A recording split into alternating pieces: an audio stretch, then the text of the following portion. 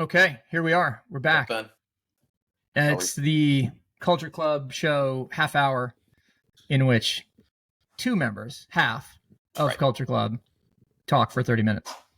Nice to see you, Ben. How's the week been? I'm well, Jeff. Weekend was good. The new puppy is settling in nicely. And other than that, just went upstate. Campbell's working at his gig at the wine bar. And so it's a whole... That's amazing. Yeah, it's full life stage changes going on over here. Teenage dreams coming true, I don't know that his dream was necessarily to work at a wine bar, but yeah, fair enough. Yeah. It's a pretty good wine bar. Which one is it? No, we should shout Robin out. Calhoun Wine Merchant in Calhoun, New York. Oh, up there. I'm sorry. I didn't realize he was working upstate. Okay. Got it. Yeah. No, he's not nothing in the city yet. Well, we're working on a couple of internships. It's funny that the New York, I want to just shout this out because I think it's awesome. The New York DOE through the High School of Art and Design does a program with HBO Max that gives New York City high school students an advertising course. That's cool. It's free for all DOE students. If you apply successfully, but it's a 4-week program, July to August. The kids get paid a stipend. They go 4 hours a day. So I'm getting both my kids to apply to that since they're both eligible. And that's that's the kind of real, outreach that I think just has to happen everywhere. I think. Oh, 100%. I mean, the interesting thing about the current moment, right? Especially you think about, broadly speaking, the gap between rich and poor, widening income inequality, opportunity inequality, so on and so forth. Like it is, there is no dispute that people should be paid fairly for the work that they do. But I think what gets lost in that to some degree is the value of internship and unpaid experience just simply to get hours up, right? And I'm sure to some that might sound like I'm advocating for an exploitative system or something like that. But I gained a tremendous amount from unpaid internships, and obviously I had the means to do it because I worked second jobs or whatever the case was. I didn't have money from family to keep me posted, but I made it work. And those things led me to where I'm at, and I'm encouraging my kids to do the same. And I think it's generally speaking, like a pretty positive system. So I agree. So if I'm not mistaken, regardless of what your intention is, New York law is that you need to have some sort of stipend. Am I mistaken on that? I think I don't know what the latest in the law is. I think there are probably some exceptions, especially as it relates to school credit or academic credit, in other words.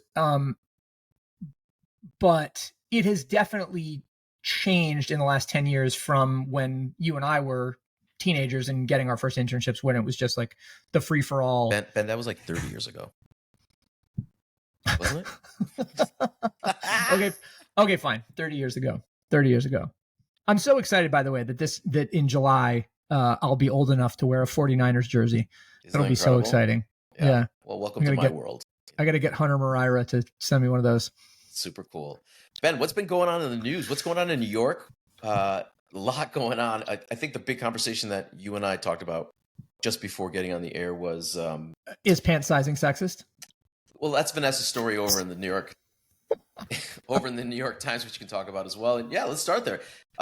Vanessa Friedman, of course, just an incredible voice in commentary on fashion and style, and certainly critique. Has a great story around, or rather a piece around, is pant sizing sexist? And she examines the history of trousers and, quote, the sheer ridiculousness of the current state of sizing. It's a really interesting piece. And, it really comes off of a reader question that asked Vanessa, why do men's clothing comes in more sizing? I actually wasn't aware of that. And as she writes here, they get a large variety of lengths, but women just get petite, regular, long, even though there are as many different sizes as women as men, which, is clearly true. Obviously, yeah. So it's interesting. It's a similar conversation that we hear from the footwear world, right? Yep. Who's actually designing women's footwear today?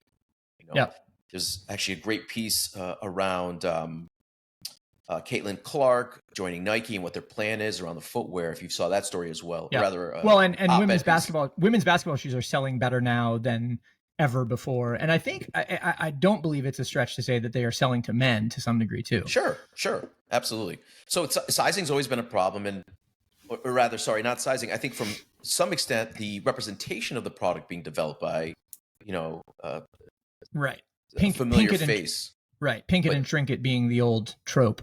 That's right. So it's super interesting, and it opens a conversation. The good thing about a piece like this is that the intention is really strong in trying to see if we can't make change, or rather, hearing straight from hearing straight from a consumer through Vanessa's lens, which I think is really interesting.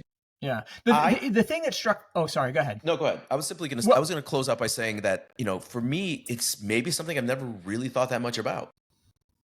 Yeah, I don't know. I read this with a little bit of a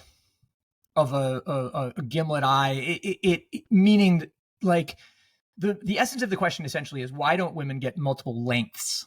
Not why don't they get multiple sizes, right? There are a vast proliferation of women's sizes, bigger than I think than men's, if you think about like waist sizes.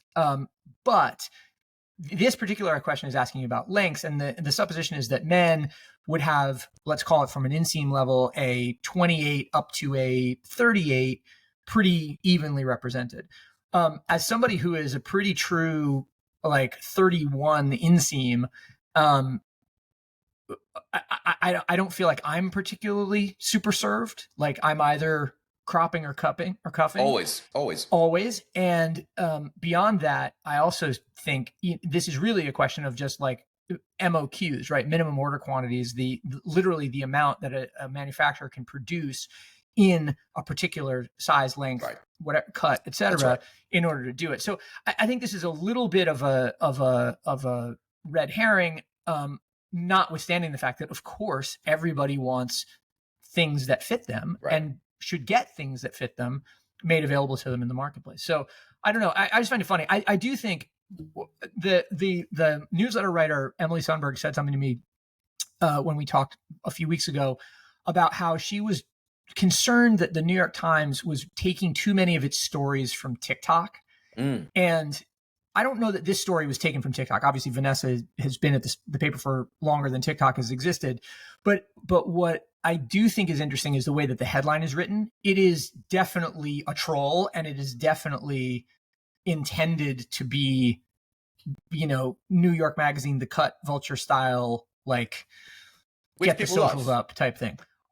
Yeah, I guess, but it's like, are you solving a problem that? Are you making a problem in order to solve it? Got it. I understand that. Yeah, I would read that usually from another end. Yeah. But for Vanessa, I would not expect it. But to the point you made around, well, sorry, just to be really quickly, I don't think Vanessa wrote the headline. I think somebody else wrote the headline with that intention. And by the way, that again, it's a piece that's really based on a user question, so it really came straight from the user. Yeah. In that sense. Fair. So yeah, I mean, it's something that's out there, and you put it into the world, and you see what happens. It's interesting because I do talk about a similar issue at school as well, because kids are constantly trying to figure out what size runs they make, and certainly where they fit in the spectrum. And sure, it's certainly a concern from that side. So yeah, take a read of that piece. It's over in the New York Times, paywalled, of course, but there's ways around it. Well, I mean, not for nothing. It's the Times. One of the reasons the Times is winning at subscriptions is because they make themselves invaluable. Right. So it's like if you're gonna pay to subscribe to something, that's probably the first place you go. With respect to all of the other excellent places that I pay for and also, look after. Right. What else is up in your side, Ben? Nothing. I thought that the news that Diddy had sold his stake in Revolt, the entertainment company, cable channel, online destination focused around Black artists and hip hop and American music, let's call it, or the American music diaspora, was interesting, largely because he didn't sell it to another rich guy. That's right. It was sold to apparently a consortium of the employees. And so the employees are now the largest stakeholders, according to this CNN report that I read. They're the largest stakeholders in Revolt, which is awesome in many respects. because we want people who are involved in entertainment media to have equity skin in the game. We want them to understand what the way that the ecosystem works, the way the business works. We want them to be incentivized to grow and to expand that. And from my standpoint, and this may strike some as controversial, like I would much rather have employees owning the business than unionizing with under the business, because I think unions work to their own incentives and often at counter purposes to the business, whereas equity holders think about the health of the business and how it grows going forward. So also a model that I think we've seen this model in a few places, and maybe not in media directly, but the repurchasing of a business or an entity as it's either slipping down. But this one's very specific, right? Diddy, I think, has to unload, or at least he's a huge liability for the business. Right. In whatever way, like he's a liability not owning the business, but you really have to delineate between ownership and non-participation. And then, quite frankly, the things that he still is holding on to, which I think he actually still holds on to the Sean John brand. We actually have seen nothing. I don't think we've actually seen much come out of that space either. So we're going to see where this goes. The bigger question a lot of people have, and I certainly don't want to play that side of the game as much as I love TMZ, but who else gets affected by this as it comes down, right? Who gets affected by Diddy? But more importantly, now that Revolt is solo, it's a really good look in as you mentioned, right? Now there's a very clear cutoff. It allows for what's likely a very great core group of people to do their job without having this veil constantly in front of them of what may or may not fall next. And it's cool. And but my opinion, we still need a revolt. We need as much media out there as we can, in my opinion, in a world where it's diminishing daily, essentially. Well, I don't know about that. I don't, and sorry, not to, I don't disagree with the idea that we need a revolt or something like it, a revolt-like object that covers the sorts of entertainment and community and news that it covers, but rather that we have fewer and fewer. I think, a lot of that stuff moves, and the creative people behind it, if they don't have that outlet, figure out their own, right? Like Delia Kai of, formerly of Vanity Fair and of the D's Links newsletter, like got let go from Condé Nast in a fairly well publicized incident. She's now brought her voice to D's Links on a more regular basis. I think of Jason Rodriguez, who does Backseat Freestyle, which is essentially like a newsletter version of what Revolt covers from the position of somebody who is deep in the hip hop scene for 25 years, right? And is invaluable, is really excellent. But that's a solo operation now. I think, for better or for worse, it's a question of just like, how does this proliferation of independent creators start to aggregate the market value that a revolt does so that they can pay themselves? So let's talk about that a minute, because I think it is interesting. I think you're right. The number of creators that are moving away from, say, a large organization, it's very clear. I mean, we've seen, at least over the last 5 years, if not more, not the rebirth, but the re-energizing of a solo one-to-one newsletter business. I totally agree with you. And that's really about good editorial. I think the difficulty that I have today is actually just finding sort of the news faucet, right? Where can I just get a faucet of what's coming through culture on those sides? And I think today, for me at least, it used to be Complex. It used to be Revolt. Complex is back. The pipeline, to me, rather than the editorial, I think, is also what's important here.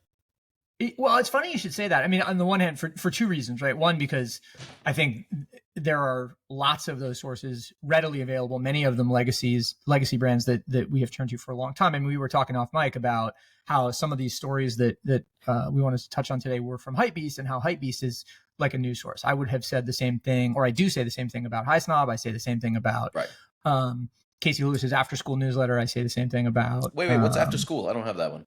Oh my God.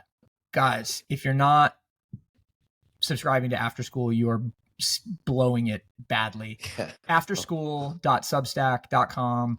Casey Lewis is, full disclosure, friend of the pod, neighbor of the pod, as a matter of fact. Now she lives in Greenpoint, but she focuses her Casey, attention I'm on in. developments within focus her attention on Gen Z news about Gen Z Cool. style, fashion, culture, developments, demographics, so on and so forth.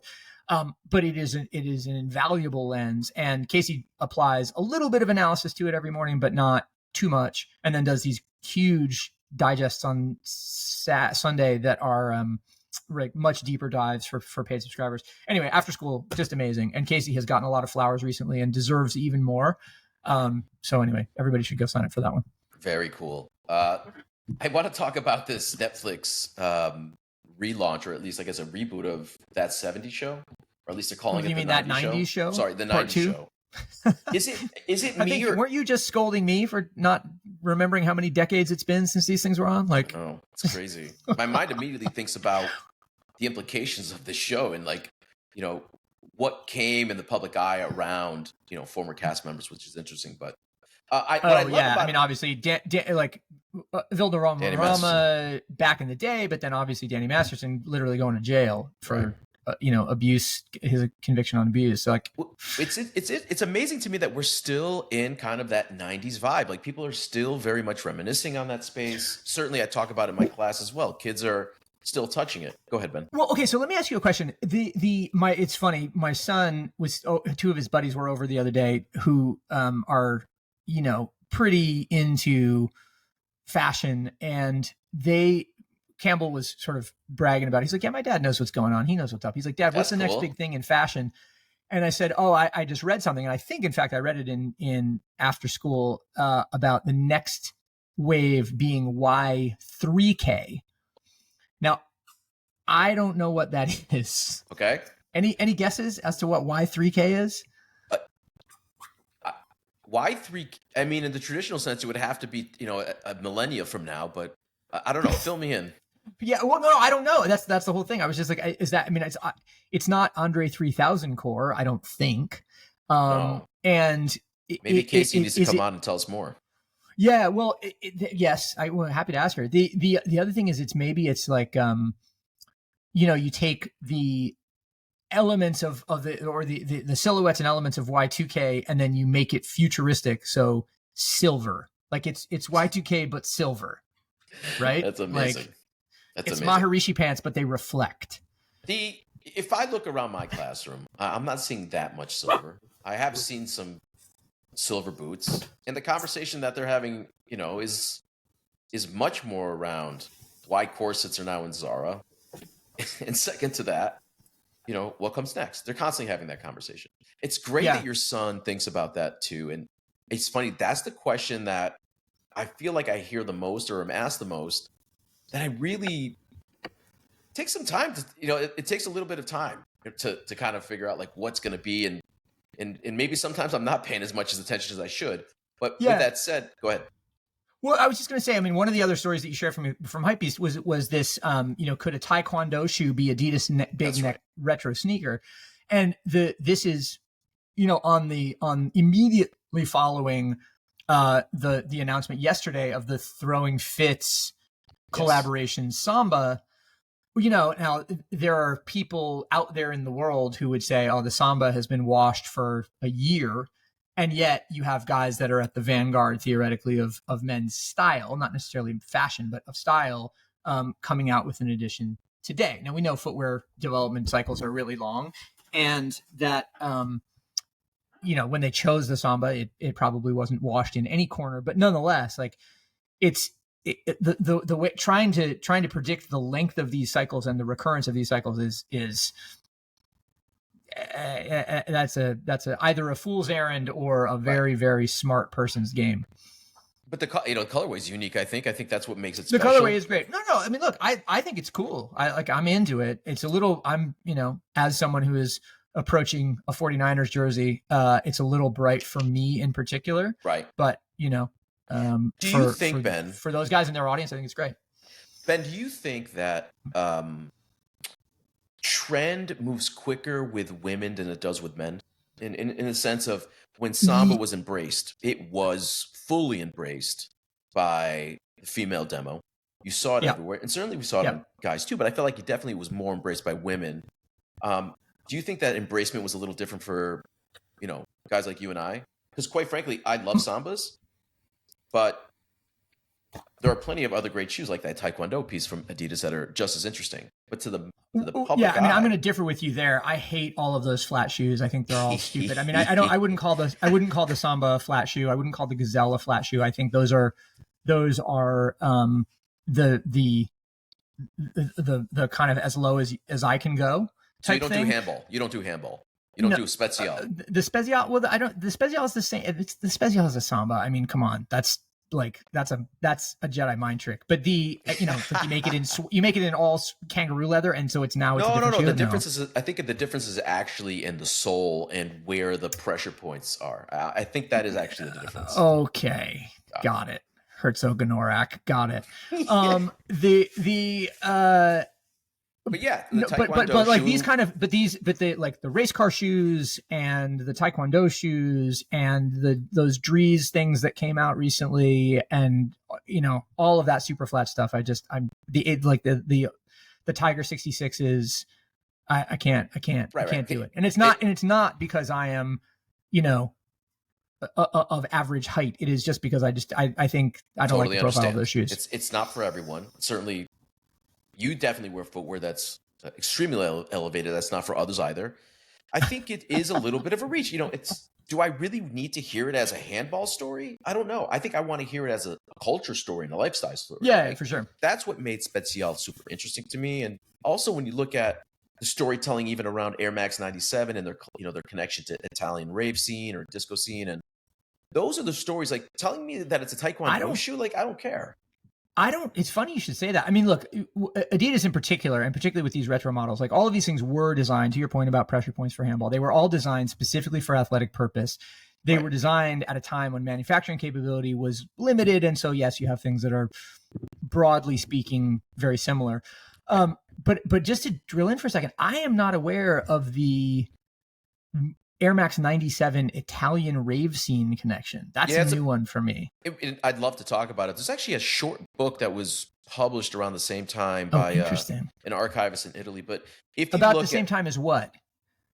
That came out of the celebration of it. I think it was maybe somewhere in the 2000s. They celebrated the adoption or sort of the.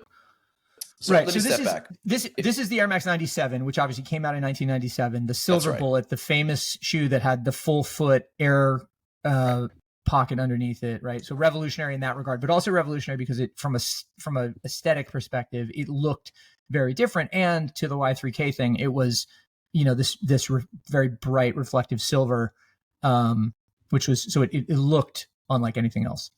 Right. So for those that haven't seen it, this is the Silver Bullet. Oh, wow. It's one of my favorite shoes. And quite frankly, I discovered the shoe, on the dance floor in this colorway specifically, which is that's that was my favorite colorway. Although the one that I think is the most special and the one that I don't think many people know about, in 2004 for the Olympics, Nike did a run of 24 pairs of bronze 97s exclusively available at opening ceremony. And it was one of those things, and opening ceremony obviously is named after the Olympics. And so that was what the connection was. And they chose to do bronze because there had already been a gold version and of course the silver original.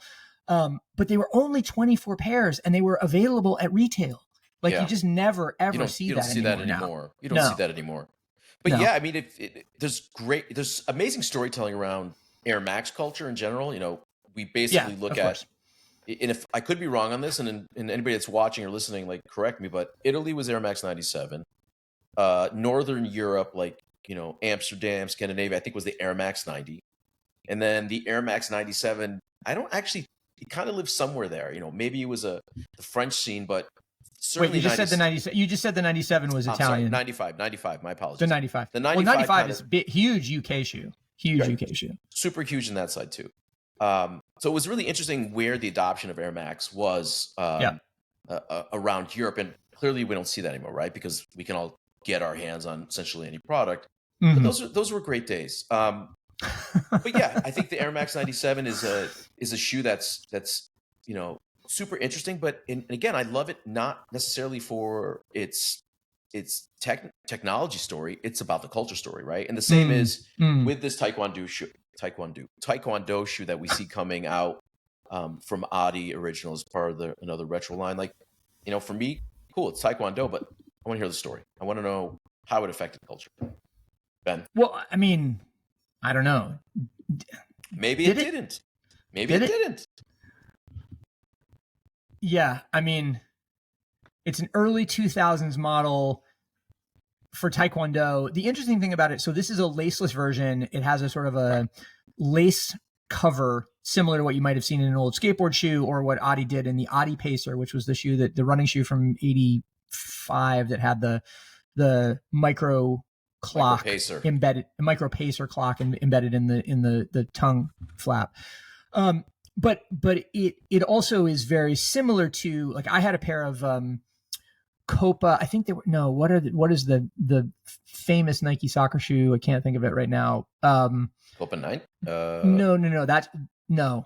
Either way, it doesn't matter. But that was developed into a clog, or like a mule version, in 2000 that I bought and clomped around New York in summer of, might have been 99, summer 99, summer 2000. Love to see those.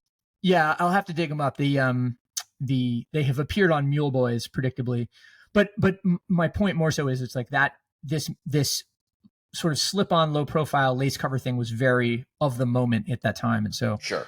I don't know. Is there a wider story? It's like, it's good for Taekwondo. It's also good for everything else.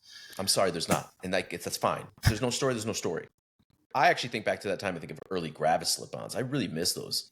Remember the old Burton line? Oh, Gravis? Yeah. Actually, I have not thought of those in a zillion years. I don't know if I really liked those at the time. They were a little too Birkenstocky. Yes, for me. I think it was designed by Hiroki from Visvim. I think that was his first project, if I'm not mistaken. Oh, interesting. Okay. Yeah. What else is in the news today, Ben? The Federer. Go ahead.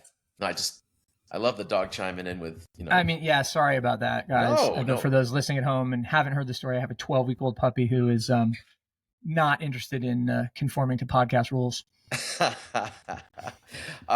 only other thing I was really looking at was this Federer doc that's coming out on Netflix, which I think is interesting, and I'm just a huge fan of the guy. You are so racket sports pilled. I have to say, I struggle to care about any of this stuff. I recognize it as transcendent athletic storytelling, but I also am just like, yeah.